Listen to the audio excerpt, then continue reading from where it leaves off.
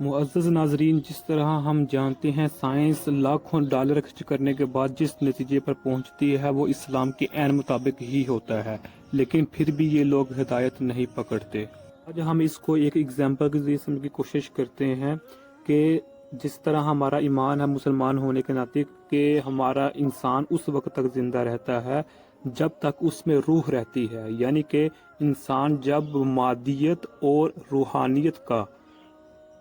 Mixture رہتا ہے اس وقت انسان زندہ رہتا ہے، لیکن سائنس اس کو نہیں مانتی۔ سائنس کہتی ہے کہ مادنیت، روحانیت، شعور یہ سب ایک ہی چیزیں ہیں۔ زیادہ تر سائنسدان روح کا نام نہیں لیتے کیونکہ وہ روح کا نام لیں گے تو مادنیت سے باہر نکل جائیں گے،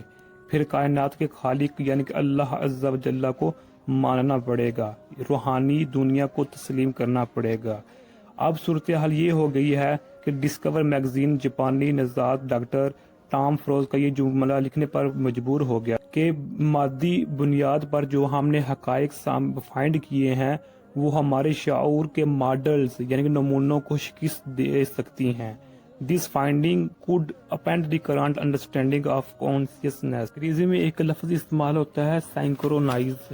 جس کا مطلب ہے ہم آہنگی تعلق کو قائم کرنا، ایک ہی وقت میں دو واقعات کا وجود ہونا ہے۔ اب اس تعلق کی دو قسمیں ہیں، ایک تعلق اللہ پاک سے ہے اور ایک تعلق اس کے بندوں کا بندوں کے ساتھ ہے۔ اس حوالے سے برسٹل یونیورسٹی کے سائنسدان اور جاپانی ڈاکٹر ٹام فروز کہتے ہیں کہ حیران کر دینے والی بات یہ ہے کہ مادی اجسام کے ساتھ کوئی ایسی شے لازمی ہے جس سے لوگوں میں نیا جوش و ولولہ پیدا ہو جاتا ہے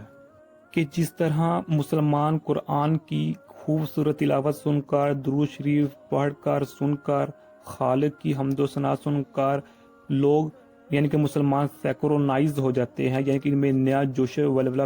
پیدا ہو جاتا ہے، یہ مادنیت نہیں، یہ تو اور کوئی شے ہے۔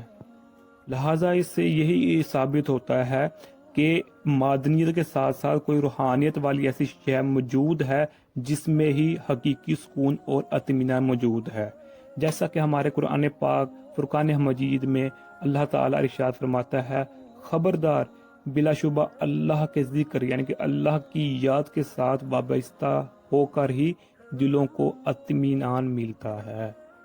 As most neuroscientists currently understand, no localized region or network in brain is solely responsible for our conscious experience۔ یعنی کہ اکثر دماغی سائنسدان اب یہ سمجھتے ہیں کہ دماغ میں کوئی مقامی علاقہ نہیں ہے اور نہ ہی کوئی ایسا نیٹ ورک ہے دماغ میں جو ہمارے شعور کا ذمہ دار ہو۔ یعنی کہ اب سائنسدان اس بات پر آ چکی ہے کہ ہمارے دماغ میں ایسی کوئی مادنیت والا کوئی نیٹ ورک، کوئی پرزہ نہیں ہے جو کہ ہمارے جسم کی روحانیت کو کنٹرول کر رہا ہو۔ تو اس سے یہی ثابت ہو گیا کہ جو ہماری روح ہے وہ اللہ کے ہی ہاتھ میں ہے، کہ اگر ہم اللہ کی یاد کو یاد کرتے رہیں گے، اگر ہم اللہ کے احکامات کی پیروی کرتے رہیں گے تو ہمیں روحانیت ملتی رہے گی۔